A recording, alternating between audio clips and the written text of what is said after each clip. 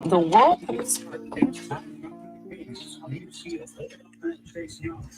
His season debut, respectable those injuries behind him. He's played in 13 snaps so far in the game, and really you can make an argument that he's responsible for that first touchdown. Takes a snap, rolls to the right, throws. Mark Andrews, goal line, breaks a play, touchdown Ravens!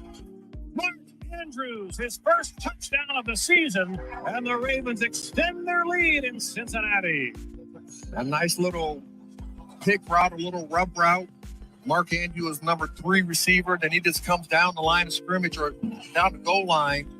Easy throw and catch. Got a minute.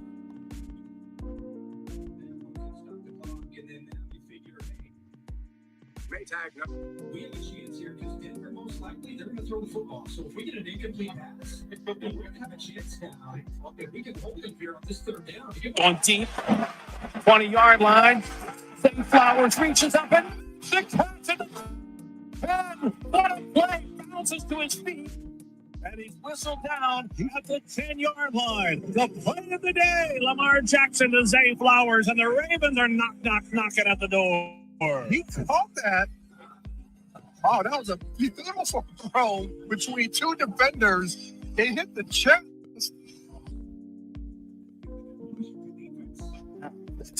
Is choosing to fit together.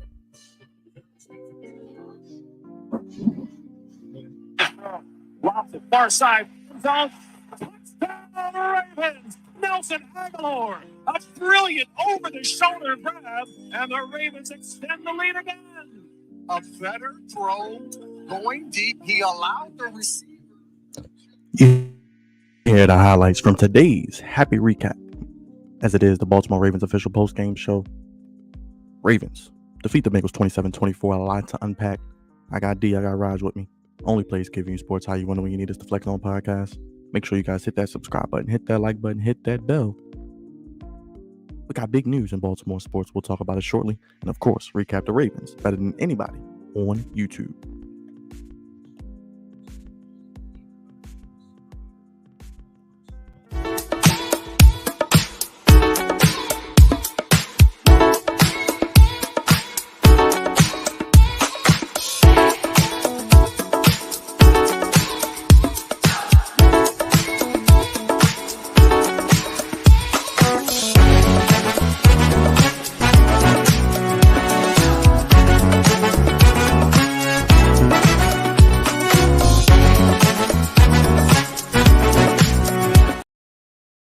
Happy Sunday, Ravens Nation, Baltimore sports fans, and Baltimore Orioles fans.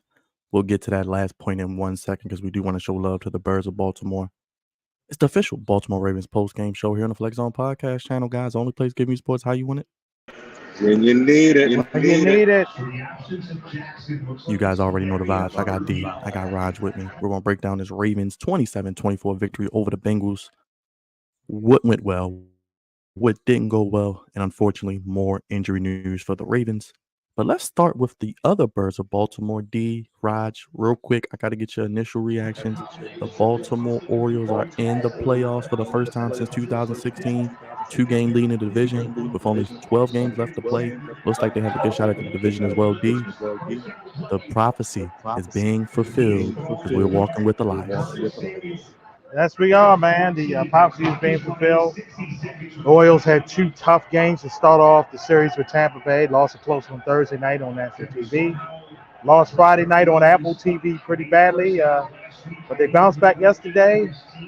They held on in extra innings today, got the job done, and they started off where they left off before the series. 2 games up. Got a tough series in Houston coming up. Here starting this week, and then they go to Cleveland. Should be able to take care of the Guardians and then roll from there. But can't be more proud of them. 90-some wins. I don't think nobody had the Orioles getting that before the year started. I did have them being the playoff team, so that part's not shocking. But getting into the division, different story, man. And props to them. Been a good year. Raj, the Hoes are making the playoff party, baby. Yes, we love the O's. I mean, the Orioles. We love them. But, yeah, shout out to the Orioles, man. They haven't done this in a while. it's the time. The time's been coming for them.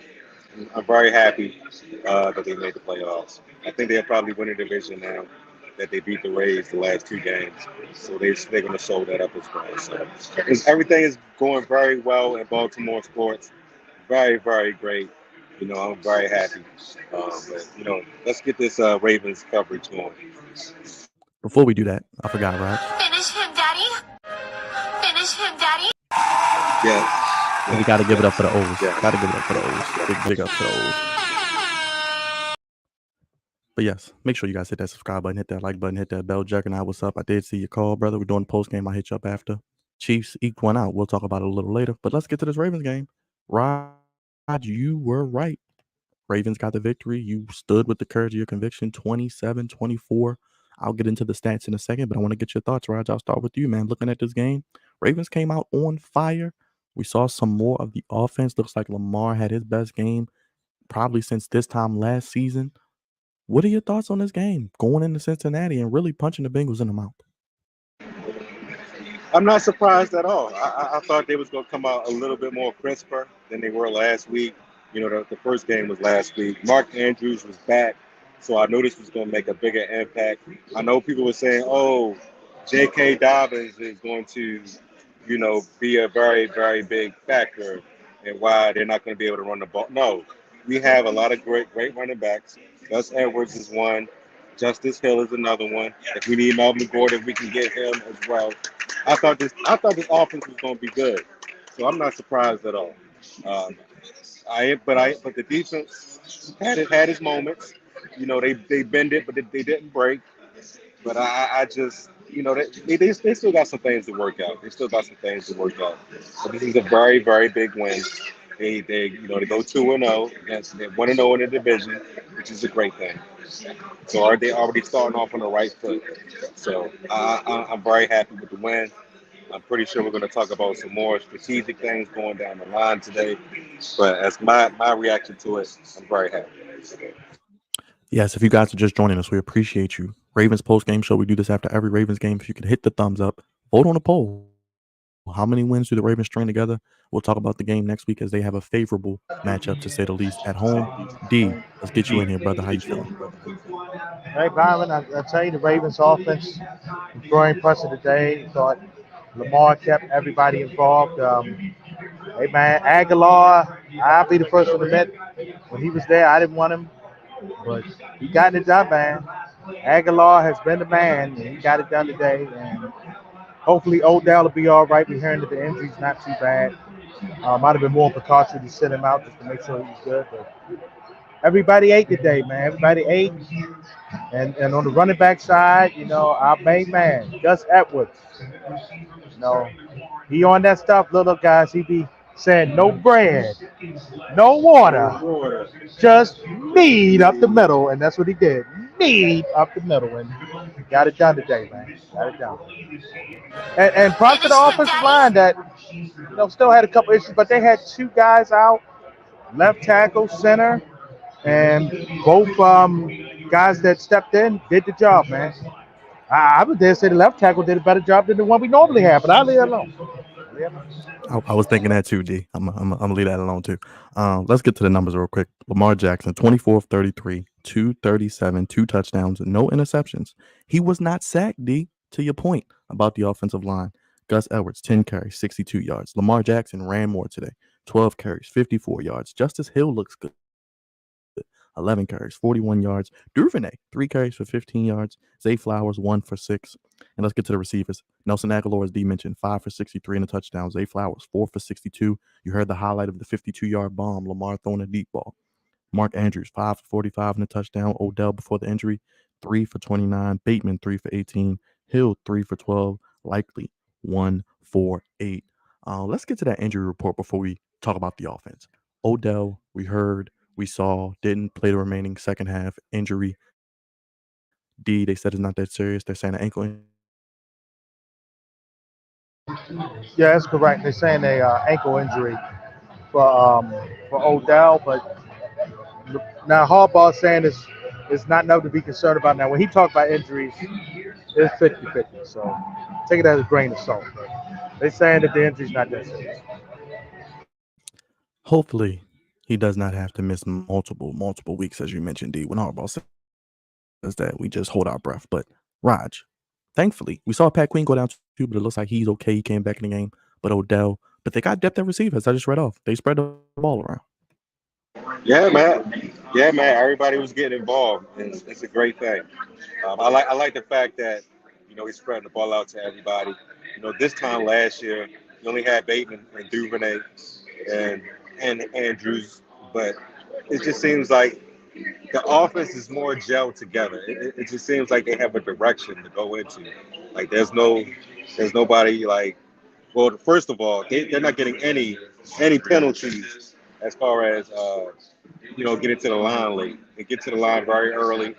They know what they're doing out there. They're running the correct routes. And Andrews coming back was a big factor. Great thing. Aguilar getting his first catches of the season. He didn't catch any ball last week, but this week he was needed. And when the ball came his way, he caught it, which is awesome. Zay Flowers is another one.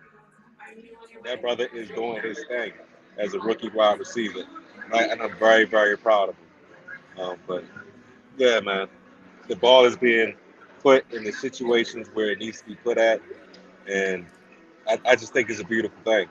Todd Monken is definitely a breath of fresh air for this offense and for Lamar Jackson. You can see it. You can look at it on the field. That first drive told it all. I mean, they just moved the ball with ease, and everybody was getting touches. Everybody was touching the ball. Even Odell.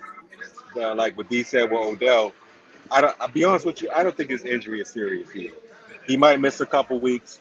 He might have twisted it just a little bit when he in that first quarter.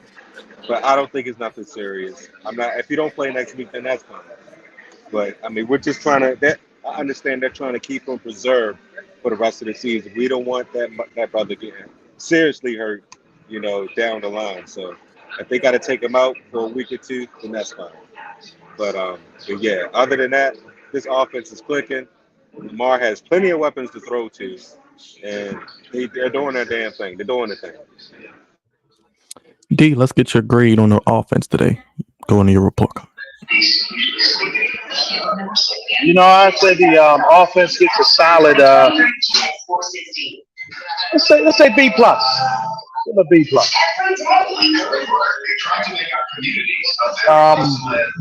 Run game was pretty well for the most part. Lamar still had a couple times where he was intercepted early, but he was able to get that calm down in the second half. And the receiving core, man, like I said, I'm impressed with everybody's involved. Zay Flowers, the yak master, as I call him, getting it done, and Andrew's doing his thing. Aguilar did his thing, and Bateman was still kept in there. So I'm impressed. I'll give it a solid B minus. B plus. B plus. Go ahead, Raj. I'll be right back. Go ahead, Raj. I get an offensive solid B, a B plus too. They could have, those penalties killed the Ravens. Some of those offensive penalties killed the Ravens. I understand that we had two people filling in for Ronnie Stanley and Tyler Linderbaum, but I mean, when you having a drive like the Ravens were having, especially in some of those drives, you can't keep going back. The offensive line, even though they were stronger this week, they did cause some really stupid penalties. But other than the penalties, they had a very successful day running and throwing the football. So I can't hate on them too much. But yeah, those penalties killed us in some instances. It kept the Bengals in the game.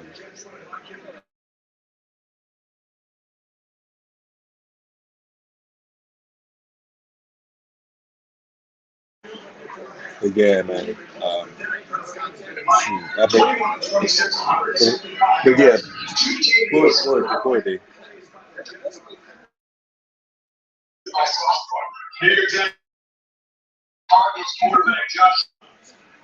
Let me see. Defensively. Well, hold on. Wait a minute. Time out. Wait a minute. Hold on. We got to hate. He can't say what you. Wait a minute. Time out. Wait a minute. Wait a minute. Patrick Queen was not bad at all today. Not bad. We hoping Patrick Queen will be all right. He'll be all right. But I know he's going to get on the defense. Oh yeah, fellas, did you wrap up your offensive points? I just wanted to get those in before we get to the defense. Defensively, Geno Stone, Rod, you mentioned he was a good fill-in for Marcus Williams, 9 tackles today with that interception. Patrick Queen, Haitian Chris, I know you said the PQ hate, but this brother's been balling the first 2 games, 8 tackles. Roquan with 5, Ardarius Washington with 5, Jadeveon Clowney 4 tackles and a sack, the lone sack of the day for the Ravens. Kyle Hamilton 4 tackles, Brandon Stevens 4 tackles, Ajabo had 2 tackles, Matabike 2 tackles. I don't see Owe on the stat sheet. No tackles for Owe. Didn't even see him really on the field. Nothing for him in the stat sheet. But Raj, I'll start with you with the defense, man. Your boy Clowney got a sack and Geno Stone with a pick. How about the defense? The defense played okay. By the way, Owe was benched. By the way, they benched his ass, so that's why you didn't see him on the field. But other than that, Geno Stone had a, like you said, interception. Clowney had a sack. But I mean, there's still some flaws in his defense, man. Still a lot of flaws in his defense. And PQ is not one of them. PQ is not one of them. I don't know why this man is saying that he wants to timestamp the PQ hate. I can't hate on him. He actually was playing extremely well out there, and he had a lot of good tackles, you know, to stop some drives. So I can't hate on PQ. But man, every time the Ravens needed a stop, though, like a stop, they did get a couple on the defense, but those critical ones are still looming. Especially the last drive with Joe Burrow, when he had a chance to actually stop him from getting into the end zone, and he just finds a way to get the team into the end zone. It just reminded me of last year, and you know, when we had a 10-point lead, and all of a sudden, the other team gets the ball and they drive down the field, score a touchdown. Like I don't like that at all, man. It irritates me. But luckily, you know, our offense, you know, this time they finished the game, and it wasn't a tie game, which is also a good thing. So it really didn't hurt us in the end. But the defense, they still have to finish. I know it's early. I know that we're getting Marlon Humphrey back pretty soon, and that's a good thing. We need him. But hopefully, Eric DeCosta, you know, maybe he can find another piece out there that can help his defense. And also, I understand Marcus Williams. I'm not sure what he's going to be, if he's going to be out for the season or not. They still haven't said yet, but they still going to need a couple, probably more people in the back. So, at the safety and corner spot. So we shall see. But all in all, man, they did give up some plays, but they also did make some plays too. But we gotta finish. They have to finish when they need to finish. Go ahead, Dave. What's your score for the defense today? I said the defense did a C+, because they got the wins. Again, the front seven has to show up consistently because secondary's down right now. We're down safety, down the top corner. But Yak Sim did a good job on Mr. Chase when he was on him for the most part. Geno Stone, he said. I think that pick really might then come back the difference in the game. The Bengals was going in for a touchdown there. That might have changed the whole complexion of the game. And then the Ravens came back off the turnover and they scored a touchdown. Outside of Clowney, the one sack, the front seven, man. My man Ojabo, man. Second game, full season. I get it. But you look like Owe from last year. Owe, we got to hit the line. That's why I was smiling. Owe, no, go away, no way, go away. All that stuff we said a year ago, man. Came back again, man. So got to be consistent. Matabike was trying, but he was getting stopped, and the Bengals offensive line actually showed up today. I wasn't expecting that, just how badly they played a week ago in Cleveland. But Burrow still looked like he's off a little bit still. He was able to get it going kind of in the second half. But it's good. The Bengals are 0-2 of the division. They're in a hole right now. But we might get left out. I know Bobby's going to talk about it. But Cleveland, the Week 4 matchup in Cleveland is going to become very big. Real quick, D, I'll start with you. Special teams. We did see Tucker miss a field goal. Scouts punts were kind of criticized in a couple chats I heard, and they gave up a punt return because it would really only been 27 to 21. I mean to 17. Defense only really gave up Yep, that's correct. 2 touchdowns. Yeah, that's correct, man. They did give a bump return for a touchdown. A 59-yard field goal, and I know we used to Tucker being so great. For most quarterbacks, I mean, for most kickers, that's not enough. So, past that, the second kick looked like it was starting to sail, but it went through. That one would have been a little more concerned, 44.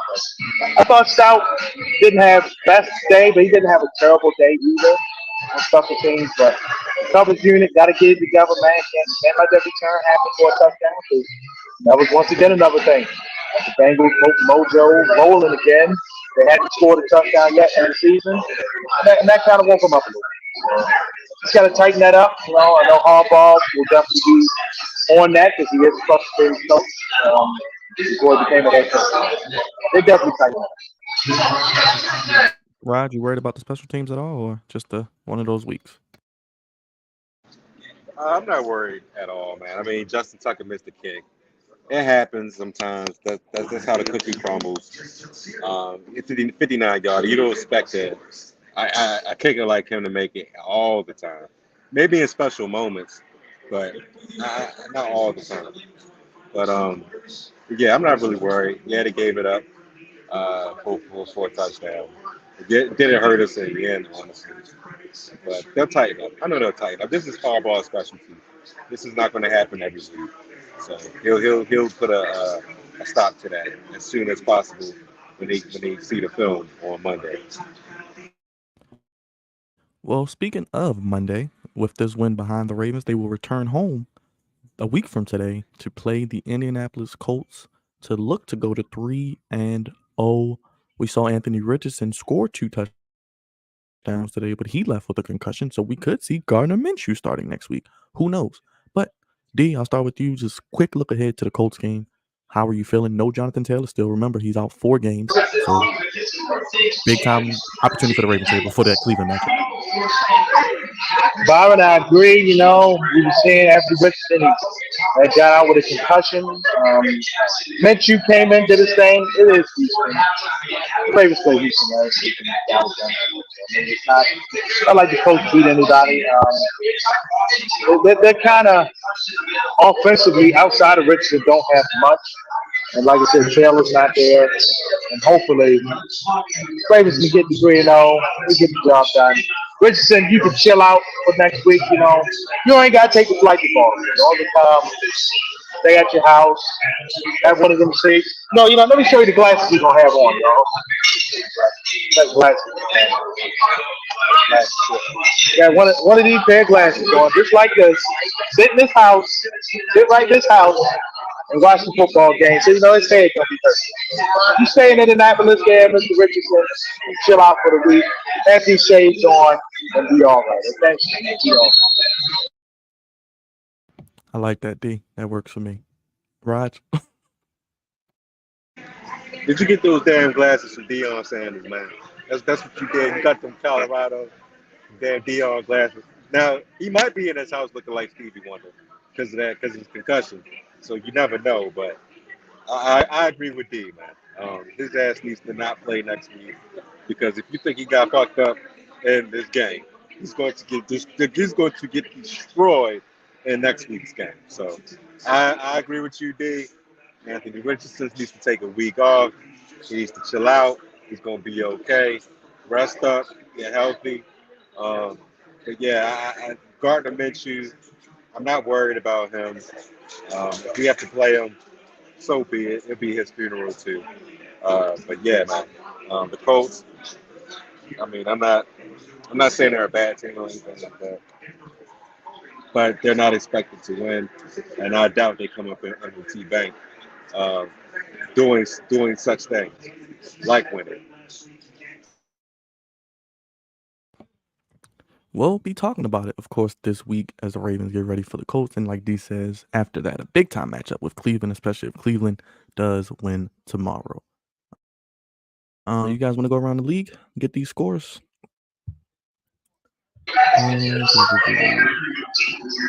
Thursday night, we had the Eagles defeat the Vikings. That was 34-28. Vikings defense didn't do much with Hurts and company, and Old Cousins showed up in the second half, but he had a terrible first half. Minnesota's going to rapidly decline. You feeling the Eagles, guys, or the Vikings? Anyone else?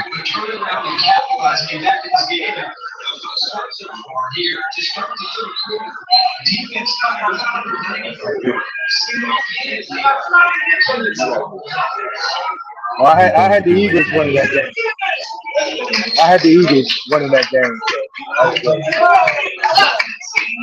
Eagles, Vikings, Raj. Any thoughts on that? The Vikings.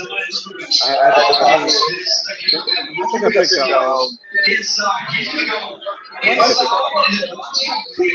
that Thursday night game. I mean, the Eagles are the Eagles, man. I'm not surprised at all. Kirk Cousins, it might be a time to get about it. Colts get their first one, beat the Texans 31-20. Houston ain't no good. Andy got the job done to their credit with fraud. It's a growing process this year. I mean, we're not expecting Houston to do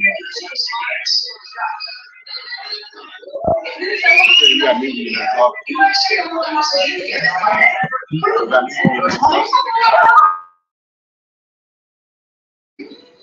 Say that again, Byron. Colts beat the Texans 31-20. So Anthony Richardson go out with injury. Yeah, Coach. Yeah. And you know what, man? To be fair, Anthony Richardson is pretty good. I think he's going to be a pretty good quarterback in this league. He's just going to need some more weapons around him in the running game.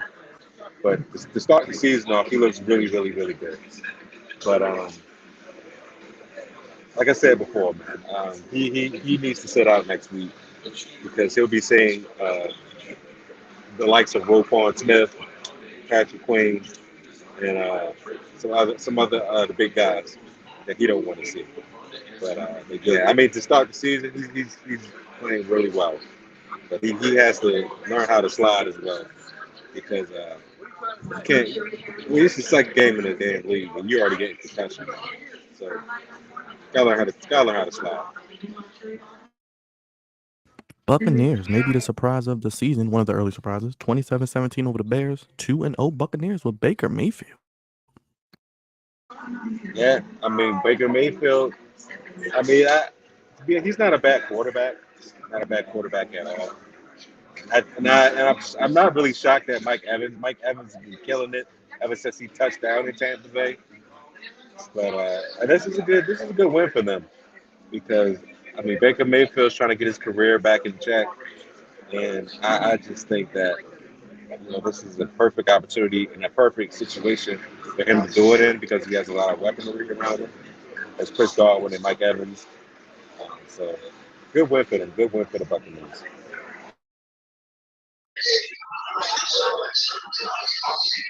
Well, it's nothing like the Bears doing what Bears things do. Fields had a bad pick six that got briefly ran back on him. Tampa Bay offensive weapons was better than Chicago's, and the Bears 0-2. They're joining Minnesota in the face. But ain't like their division's gonna be a runaway because as we're gonna talk about, some of the other comrades lost too.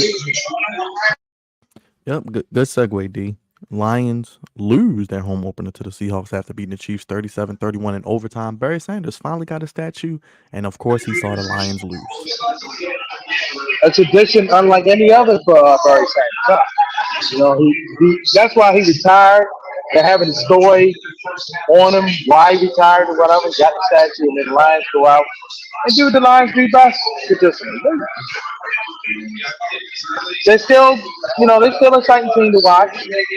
They're still a team when you watch it, you say, hey, man, they got a lot of talent. They're still trying to piece it together. This is one of the games today. They should have been able to piece together to beat Seattle. Watch the Seahawks. Watch to the NFC West as well. The NFC West looking a little better as a whole than I think a lot of people thought they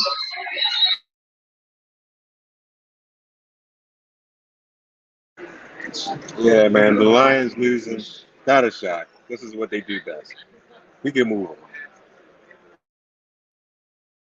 Lions being the Lions. We had the Bills blow out the Raiders 38-10. I mean, the hammer was already out at halftime, D. Yeah, the Raiders are we thought they were. Not that good. Jimmy Garoppolo had an early drive, and then Devontae Adams went out, I think, with a concussion too. So out with an injury. So hopefully he's all right. But the Raiders are who we thought they were. Not a good football team. The Bills needed a bounce back win at home, perfect opponent, took care of business.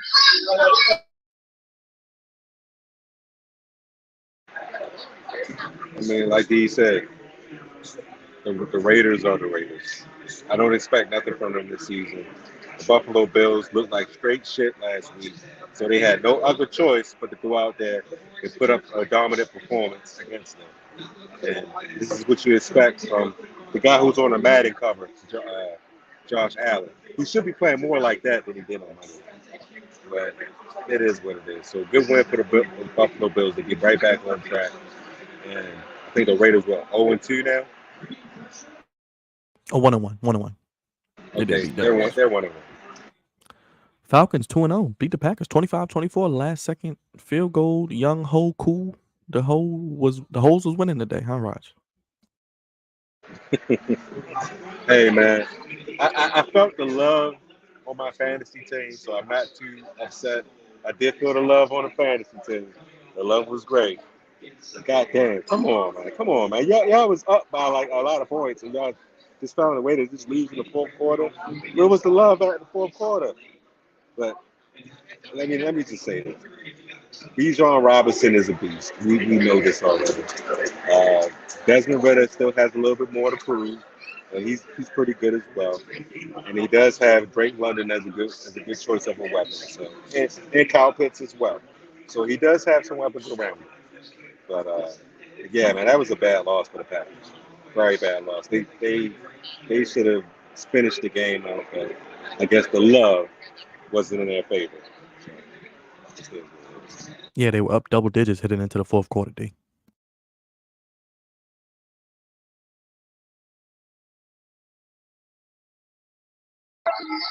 That Desmond Ritter. They lost to Desmond Ritter. I'm like, come on. I mean, Green Bay wasn't playing Chicago this week, so Chicago wasn't going to lay down. Atlanta wasn't going to lay down like Chicago did, but to lose to Desmond Ritter, gotta make you wonder if you the foreign company.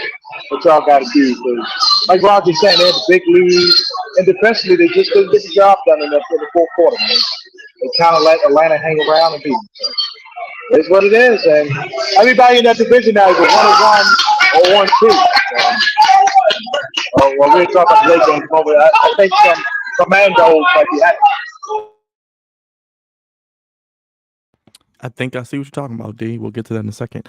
D, we talk about the Lions, the untradition like any other. The Chargers, a tradition like any other. Losing, Chargers are going to Charger, and the Titans are one of those teams like the Steelers, guys. They like cockroaches. They never die. 27-24, last second field goal. Yeah, it was one of them ones that Tannehill was looking real bad in the first half. He got it going in the second half. Like you said, Bobby, the Chargers charged down again, downward. And for the Chargers had the game kind of in their grasp the way they wanted it, they used it in overtime. It's coming east to west to lose to a Titans team that you look like, how good are they with Tannehill in here? Not, but now the Chargers are 0-2. If you look at their division, they're looking up right now. The Raiders are 1-1. The Chiefs are 1-1, as we'll talk about them in a moment.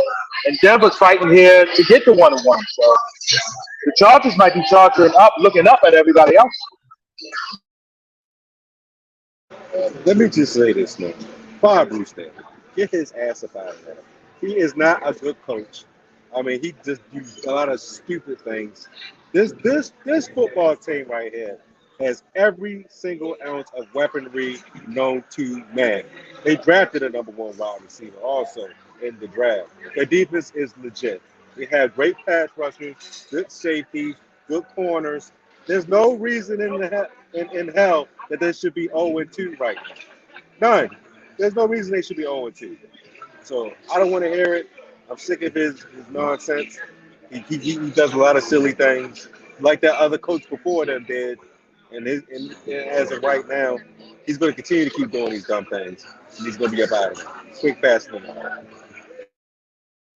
The tribal chief was in AEW country, guys, as the tribal chief took down Mr. Khan's Jaguars. 17-9, the Chiefs went ugly, but Mr. Kelsey is back, and I think Miss Taylor Swift helped him recover. He was healed a little early from Mr. Swift. He was healed. Oh, wait a minute now. But the Chiefs defense is better, but losing Eric E might come back to bite the Chiefs here, man. Offensively, it's still not the same. You know, they're not rolling like they had that usual rolling like they used to. And Fabio didn't have a good day today. He had a long day. I ain't gonna say not a good day because passing wise did well. Christian Kirk had a good day. Ridley got hurt early. I don't know if he came back in the game or not. But Jacksonville's 1-1. That's another division. Everybody's 1-1, or in Houston's case, they're 0-2. So it's interesting to see how things go, man. Because we always say the AFC gonna be tough. So anybody right now that's 2-0 in the AFC is looking pretty good right now. Go ahead, Roger.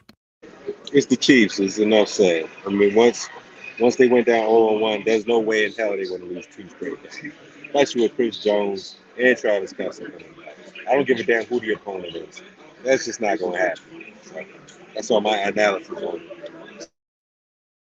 Well, for Cravante and our boy Kenny in the chat, shout out to Kenny. The Commandos fought back, and it's 21-all, baby. I picked the Commandos. Let's go, baby. Let's go. So did I. I picked the Commanders as well. Oh, yeah, the Commanders, they're doing a good job as of right now. Well, they struggled early. They woke up here in the latter stage of the first half, and here in the third quarter, they were able to tie it up. Sam Howell was getting really pressured a lot early, and it seemed like things have calmed down now. Sam does what he does best, but he's getting that ball out quick. He does well. Russell, he was cooking sometimes, then he wasn't cooking. So we'll see what he does throughout the rest of this game. Cowboys whooping the Jets 24-10. I mean, really no surprise there. No surprise there. As you can see, I have a big smile on my face. So, I mean, don't get me wrong. I still feel bad for some of our Jets fans. My man over here, my man Vaney got his Jets jersey. He saw starting jersey. And I got love for that. The Jets are going to be the Jets. And it's always a good. I don't got no love for no Jets. Okay, they deserve what they're getting right now. They depended on that 40-year-old skeleton, Aaron Rodgers, and they get what they deserve. And he's pipping them. As then you're gonna see him at everywhere. He probably be at the Liberties when they're in the WNBA Finals with his sunglasses on, chilling, and pipping all that money out of him. That's what you had to. You got old back farm. You dig Rex Ryanbaum, get him dirty, and now you're paying the piper. That's what the Jets are. They pay the piper. They're a slutty organization. That's what they are. And the Cowboys, I'm on the Stephen A. chain with that. Just when you think they're right there, they're gonna let you down. So I ain't worried about the Cowboys. They're gonna let y'all down. Raj, the 49ers holding off the Rams 20-17. Shout out to the Rams, man. Shout out to the Rams. I mean, everybody thought that they was just going to lay down and not fight and, just, not have a good season. They're being very productive so far. They're showing a lot of fight. So, shout out to them. The Rams, the 49ers, we already know what they're about. They're a great team. So I mean, they're probably going to win this game. We shall see. But I'm not too worried at all. D, 49ers finding a way to win. Looking But up. you know, I'm not. It's going to be a good game. We've seen the interception here with old Russell. Might not be cooking now again, but a lot of networks on the Fox and that had late games were supposed to get the Giants in Arizona. They switched to the 49ers and Rams, and glad they did because, like you just said earlier, the 49ers are legit. The Rams like they're healthier.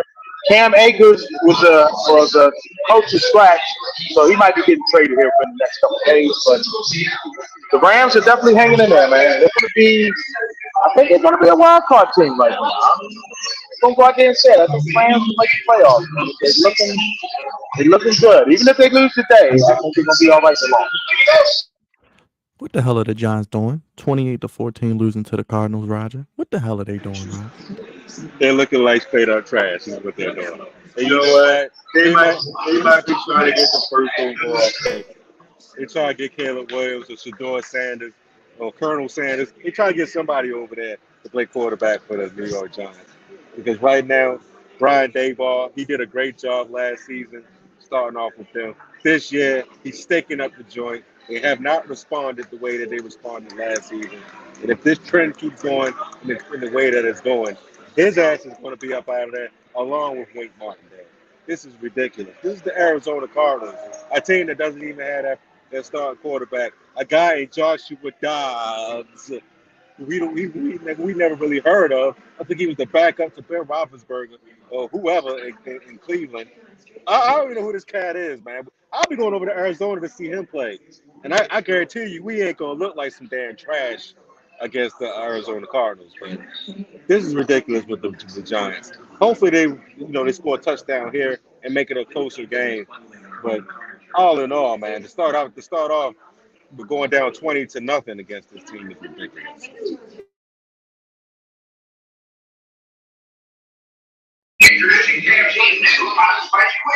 I just thought the Giants defensively looked so awful. And then, first of all, Saquon Barkley got lowball with the money. He's the offense still, because every other pass goes to him, and all the runs go to him.